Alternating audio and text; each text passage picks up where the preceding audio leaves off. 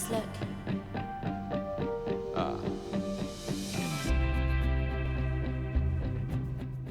Number one, I had no idea that there was this strike in Dagenham that apparently led to equal pay.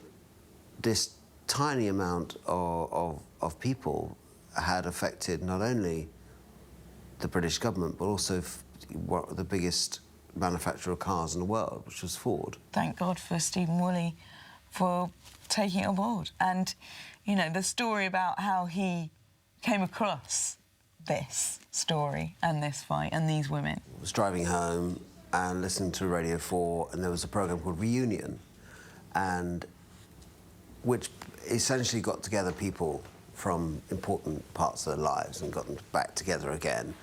And this programme was about the women that had struck the key sort of ringleaders of the strike in 1968 in Dagenham. All those in favour of not only maintaining but increasing our current industrial action by going to an immediate all-out stoppage until we get the same rates of pay as the men. What? Well, why not? Because that's what this is really about, isn't it? It's a very human story, and I think it's very universal. Very strong characters and very relevant to today's world. There are three women who come together from entirely different worlds and entirely different places. Rita, who comes from a council estate in Dagenham and works in the factory. Barbara Castle, who's one of the most prominent politicians of the day and an extremely powerful woman. And Lisa, who is the wife of one of the Ford managers, who feels overlooked, ignored and patronised by a world dominated by men. And these three, who could not come from different places, who live entirely different places, who have different ways of seeing the world, who have different roles within the world, find each other and support each other and end up helping each other. And Rita's the heart and soul of the story, and just like her, we know nothing, she knows nothing about politics. But you gotta back us up. You gotta stand up with us. We are the working classes. The men and the women. Within a matter of weeks, she's at the Houses of Parliament meeting one of the most powerful politicians in the country. Delighted you could all come. Please take a seat.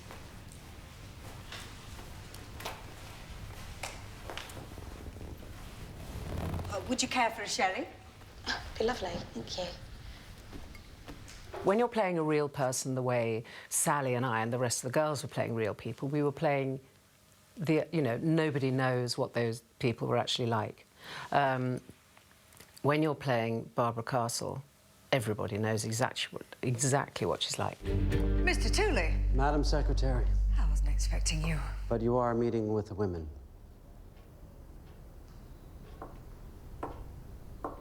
Are you threatening me, Mr. Tooley? It wasn't about feminism, particularly. It was about what is right and what is fair. I don't think you appreciate the urgency of the situation. That's it. Prime Minister, until you help me, until I can regulate the unions, I cannot get this country back to work. It started out as a campaign about skilled or unskilled labour and became a campaign for equal pay by the women. Lisa, who's a very intelligent woman in her own right, and yet rather sort of powerless and impotent in the situation in life that she's found herself in, married to a very successful man and basically playing a housewife, even though she's got a Cambridge history degree. I think she starts to really look up to Rita. Do you know who I am? Who I actually am? No. I'm Lisa Burnett. I'm 31 years old. And I have a first-class honours degree from one of the finest universities in the world. And my husband treats me like I'm a fool. She is how you behave. You have to look beautiful, which she certainly does. You always have to be elegant, and it's all those sort of people who used to sort of lean on ironing boards. You see adverts for the 50s, and she's very much that sort of type. Lisa, do you mind if I call you Lisa? Peter tells me that you read history at Cambridge? Yes, I did. Do you mind if I ask, what do you think of our little problem over at the factory? It's crucially important when you're doing a film about women, essentially about a group of women. The men in it are very, very important. There's a meeting tomorrow at Ford's headquarters down in Worley. You're joking. I'm not. Machinists threatening strike action, they couldn't believe it. Back in '68, that was the year I came into the business. And I remember the case and thinking, like, and it was reported on a little back page, you know, and I thought, this is big news. You know, why ain't it on the front page? And then sort of, all these years later, it came round again, and I thought, oh, yes, we'll have some of that. Having had this genius idea to make this film, Steve and Liz then had another genius idea, which was to hire Billy Ivory to write it. I think he's done a fantastic job. He's just such a fantastic guy and incredibly gracious and generous about his work, I think.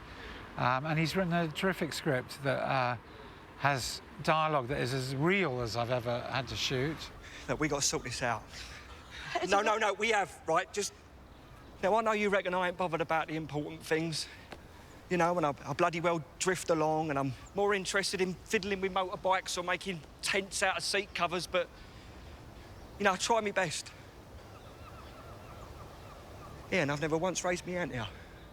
Ever. All the kids. What? Why are you looking like that? For Christ's sake, Eddie, that's as it should be. Rights, not privileges. It's that easy. It really bloody is. He's yet another man associated with this film that really gets the story and really cares about the plight of these women and cares about women's politics, and who knew that there were so many men who cared. I think it's very good to have a story that's primarily about women directed by a man, and I think Nigel's obviously the man to do it. Nigel's the kind of director who works, he gets the best out of people by encouraging them. He's very, very positive in nature. He really brings the crew together. He nurtures everyone on the crew. He respects everyone's roles. He knows what everyone's name is. And that just creates for a very, very productive and happy working environment. Not all directors work like that, and as a producer, it's a pleasure to be with someone who has such a positive attitude and who really brings together the cast and crew. He's very, very relaxed. I think he's one of those people, the more stressed he gets, the more relaxed he gets. Nigel's full of enthusiasm, and but he's also quite flexible, and so if he really feels very strongly about something, then you absolutely get that. But he's also open to... He's very encouraging, is the word I think I'm looking for, really. It's a really exciting to make a film in which there is something in it for people to care about. They so unknowingly made these huge leaps and bounds in terms of female equality, so that even though there was a revolution that was going on with the middle and upper classes, it was kind of inaccessible to those girls who were in Dagenham in the thick of it, actually, you know, really not getting paid. George is ill, Rita. You know that. He's touched. Stride's just whipping everything up. I've got to put him first. Look, honey, I know it's hard. No, you don't. And it was a real economic and sociological mistake, you know, to do them out of the pay that they should have had, especially grading them unskilled, which was the real bee in their bonnet. And they never really felt like that they won that fight. My nan was actually a machinist, a factory girl. So even when I read the script, I was just so like, you know, if there's anyone I don't want to do this for, it's for my nan. So my grandma used to work in a factory. Well, she worked for 60 years of her life in a factory. And for only the last 5 years was she paid the same as the guy next to her. Still, in this day and age, we're fighting that fight. And that's why it's so important.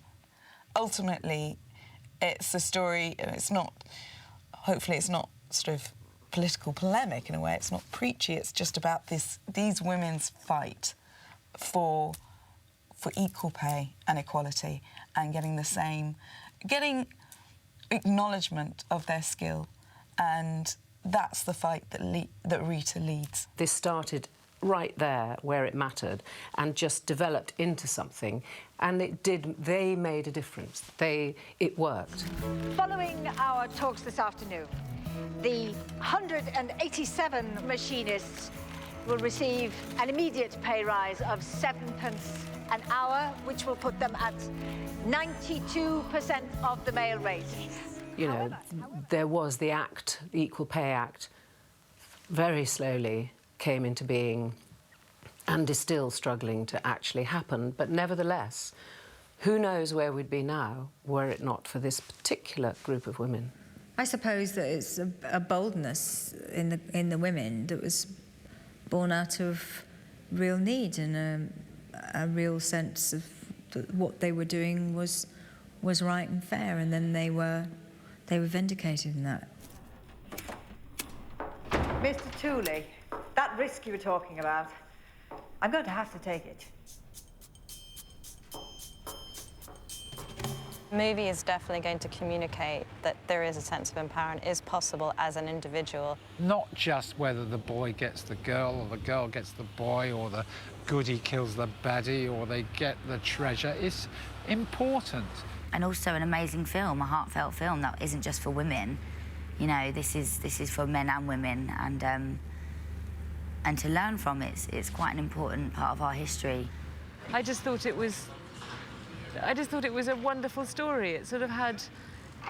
I found the relationship between her and Rita and her husband so sort of brilliant, and you know, this sort of, it felt like mankind or sort of culture moving on into a time when women were sort of becoming equal with men, and somehow the struggle for both to kind of assume the new roles that change kind of necessitates, you know. It's something really important. Women are equal to men. They deserve to be treated the same. They deserve to be paid the same. We all know that. We pay lip service to it, but it's still not quite there. This is a story that needs to be told, and I think people will be quite surprised to know that this is based in truth and that this is what happened. And I think if you can make a film that entertains an audience, makes them laugh, makes them cry, but actually still sends them home thinking about something, well, you can't do very much more than that. What Rita tries to do in the story of this film is to convince people that you can change. And I've always felt that, and I've always felt that no matter how young or old you are, you know, you can with knowledge, and you can with experience, and you can with love. You know, things can be changed.